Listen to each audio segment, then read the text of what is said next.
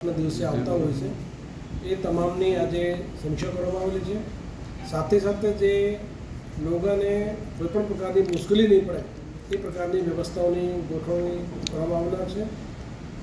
આ જન્માષ્ટમી ઉપલક્ષમાં દ્વારકાધીશ સિવાય બાકી તમામ જગ્યાઓ પર સૌથી વધારે જગ્યાઓ પર શોભાયાત્રા નીકળનાર છે.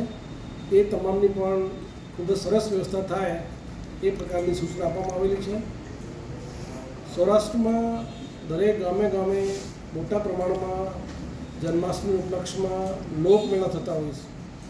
દરેક લોકમેળા ઉપર વ્યવસ્થિત લોકો એન્જોય કરી શકે એ પ્રકારની વ્યવસ્થા દરેક જિલ્લાઓમાં ગોઠવવામાં આવેલી છે. તમામ જગ્યાએ પોલીસ અધિકારી કર્મચારીઓ તૈનાત કરવામાં આવેલા છે અને બંને જે જન્માષ્ટમી તેમજ લોકમેળા એ બંને બાબતમાં 5000થી વધારે પોલીસ કર્મચારીઓની એમાં બંદોબસ્તની ફાળવણી કરવામાં આવેલી છે.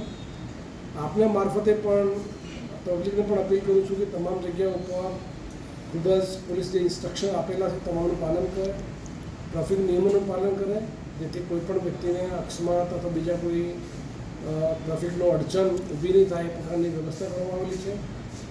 આ લોકમેળા ઉપલક્ષમાં તમામ જે જિલ્લાઓમાં સાયબર ક્રાઇમની ટીમો છે, બી સ્ટાફની ટીમો છે, પોલીસ અધિકારી કર્મચારીઓ દ્વારા તમામ જગ્યાઓ ઉપર પબ્લિક સાથે સારું સંકલન થાય એ પ્રમાણે જે આયોજક સમિતિના જે લોકો છે એની સાથે મિટિંગો કરવામાં આવેલી છે. તેમજ અમને ખ્યાલ છે કે હમણાં ટૂંકા સમય પહેલાં દરેક પોલીસ સ્ટેશન ખાતે રૂરલ પોલીસિંગના હેતુથી પોલીસ અધિકારીઓ અને સરપંચશ્રીઓની પણ મિટિંગ રાખવામાં આવેલી હતી. એ મિટિંગમાં પણ જે મુદ્દાઓ ચર્ચા કરવામાં આવેલી છે એ મુદ્દાઓને પણ આ બંદોબસ્તમાં ઉપયોગ કરવામાં આવનાર છે અને જે પોલીસ અધિકારી કર્મચારીઓ એ તમામને બ્રીફિંગ કરવામાં આવેલી છે જેથી આ વિસ્તારમાં તમામ લોકો જન્માષ્ટમી ઉપલક્ષમાં શાંતિપૂર્ણ રીતે યોજી શકાય એ પ્રકારની વ્યવસ્થા આ તમામ જિલ્લા ખાતે કરવામાં આવનાર છે. તહેવારોમાં શાંતિ જળવાઈ રહે એ માટે લોકોને શું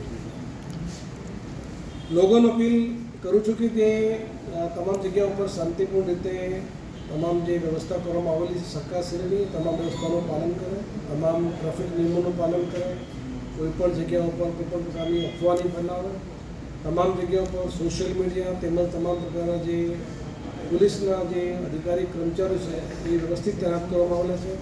કોઈપણ વ્યક્તિને કોઈપણ તકલીફ હોય તો જે તે જગ્યા ઉપર જે અમારા પોલીસ અધિકારી કર્મચારીઓ તૈનાત કરવામાં આવેલા છે એ તમામને કોન્ટેક્ટ કરી શકે છે અને પોતાની જે પણ રજૂઆતો હોય એનો શાંતિપૂર્ણ રીતે ત્યાં ઉકેલ લઈ શકીએ છીએ. રાજકોટથી જ્યારે જેતપુર પર જતા હોય છે ત્યાં રોડના અમુક જે કન્સ્ટ્રક્શનના કામના કારણે ટ્રાફિકનો ભારણ વધારે રહેતો હોય છે અને આ દિવસોમાં રાજકોટ રૂરલ પોલીસ તરફથી વિશેષ બંદોબસ્તની પણ વ્યવસ્થા કરવામાં આવનાર છે. તેમજ જે જગ્યાઓ ઉપર એવા કોઈ નાના મોટા ડાયવર્ઝન જરૂરિયાત હોય એ ડાયવર્ઝનને પણ ઉપયોગ કરી એના લોકોને કોઈપણ પ્રકારની મુશ્કેલી નહીં પડે એ પ્રકારની વ્યવસ્થા ઊભી કરવામાં આવનાર છે. દ્વારકા છે તે સંવેદનશીલ છે, મોટા પ્રમાણમાં લોકો ત્યાં જન્માષ્ટમી માટે આવતા હોય છે, ત્યાં વિશેષ સુવિધા આપને ખ્યાલ છે કે જે આખા રાજ્યમાંથી અને આખા ભારત દેશમાંથી લોકો દ્વારકાધીશ મંદિરની મુલાકાત માટે આવતા હોય છે અને ભગવાનના જે જન્માષ્ટમી ઉપલક્ષમાં લોકો દર્શન માટે પણ આવતા હોય છે. એ તમામ પ્રકારની વ્યવસ્થાઓને 2 દિવસ પહેલાં આખરી આપવામાં આવેલો છે. સાથે સાથે જે ત્યાં દરેક પોલીસ અધિકારી કર્મચારીઓ મોટી સંખ્યામાં તૈનાત કરવામાં આવેલા છે. તમામ જગ્યાઓ ઉપર લાઉડ સ્પીકરની વ્યવસ્થા કરવામાં આવેલી છે અને કોઈ નાના નાના બાળકો ગુમ નહીં થાય એના માટે પણ હેલ્પ ડેસ્કની એ ઊભી કરવામાં આવેલી છે. સાથે સાથે જે દરેક જગ્યા ઉપર પોલીસના અધિકારી કર્મચારીઓ મોટી ટોકી સાથે તૈનાત કરવામાં આવેલા છે અને તમામ લોકોને જે કોઈપણ પ્રકારની શંકાસ્પદ ગતિવિધિ હોય એના પર વોચ રાખવા માટે આખા દ્વારકાધીશ પરિસરમાં સીસીટીવી કેમેરાથી પણ નિગરાની કરવામાં આવનાર છે. ટ્રાફિક વ્યવસ્થા માટે દ્વારકામાં કંઈ ડ્રોન પોલીસ દ્વારા ઉડાડીને કંઈક વ્યવસ્થા કરવામાં ડ્રોન એ અમારો બંદોબસ્તનો એક ખૂબ જ અગત્યનો ભાગ હોય છે. તમામ જગ્યાઓ પર જે જગ્યા ઉપર જરા ઊભી થશે એ તમામ જગ્યાઓ ઉપર જે ટેકનિકલ સર્વેલન્સ હોય અને હ્યુમન ઇન્ટેલિજન્સના જે સાધનો હોય એ તમામ પ્રકારના સાધનોનો બંદોબસ્ત દરમિયાન પણ ઉપયોગ કરવામાં આવનાર છે.